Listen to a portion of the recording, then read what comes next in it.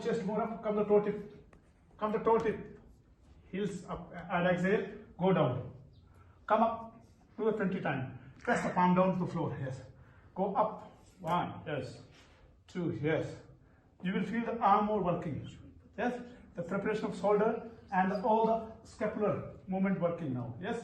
All the scapular working? Yeah. Yes, so this is the way for your problem. Spondylitis, cervical problem will heal by this day. Thank you, you come. Now he do the final portion of this one, because he is a muscly man. And now bend the knees, lift your bottom part up, and put the hand under the sacrum.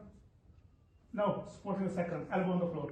Under the sacrum, yes, bring the elbow more close to each other. And now straighten the legs. Straight leg down, yes, lie down.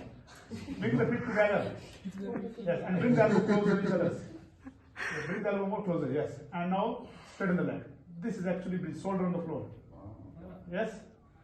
Now bend the knees, place the feet on the floor and look towards me. And walk your both feet other side. And this is side way, Setu Bandha Asana. Yes. Look. When you look to the bridge from the bottom, bring the knee together. When you just bridge look like one angle this or one angle this. Come to the center, and now look other side and twist.